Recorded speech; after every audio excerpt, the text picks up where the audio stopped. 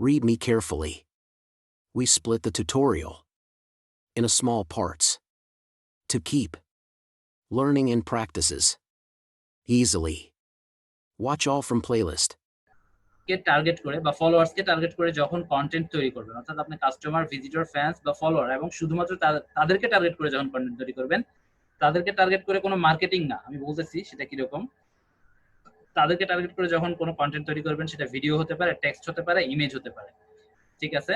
এগুলো যদি আমরা করি, আমাদের পেজের মধ্যে আমরা বা আমাদের যে গ্রুপের মধ্যে আমরা কিন্তু বেটার রেসপন্স পাবো।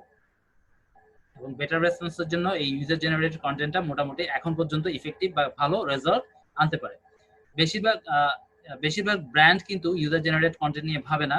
তারা মূলত কি করে, তাদের বিজনেসের যে প্রোডাক্ট সেগুলোকে প্রমোট করে, বুস্ট করে, এবং তাদের কাজই হচ্ছে মূলত এটাই করা, বুস্ট করা এবং সেখান থেকে সেলস জেনারেট করা। এবং যারা বড়, অনেক বড় কোম্পানি, তাদের আসলে বাজেট নিয়ে কোনো সমস্যা থাকে না, কিন্তু যারা ছোট তারা আসলে এভাবে করতে গিয়ে অনেক হিমশিম খেয়ে যায় এবং অনেক কোম্পানির সাথে আপনারা পরিচিত হবেন সামনে, যে বুস্ট নিয়ে খুবই বিরক্ত।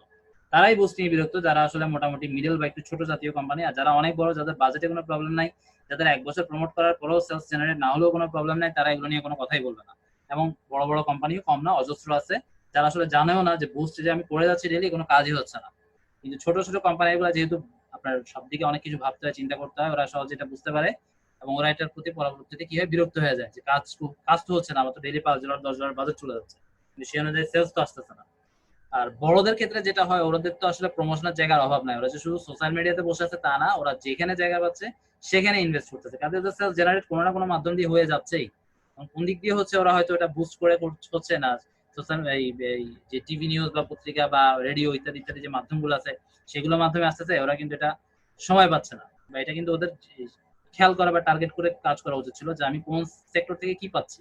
যদি ওরা এভাবে মূল্যায়ন করতো জিনিসগুলো, ওরা বুঝতে পারতো কোথায় কি হচ্ছে না হচ্ছে। বুস্ট আসলে এখনকার দিনে বুস্ট তেমন কাজ হয় না, তবে যেখানে বুস্ট ছাড়া বিকল্প কোনো অপশন নেই সেখানে বুস্ট করতেই হবে, সেখানে প্রমোশনের জন্য বুস্টের বিকল্প নাই। আর যেখানে সুযোগ আছে সেখানে আসলে বুস্ট করে আমার মনে হয় না কোনো লাভ হয়, কারণ বুস্টের আমাদের সাথে এই পর্যন্ত যত বায়ারের সাথে কথা হয়েছে সবাই বুস্টে বিরক্ত।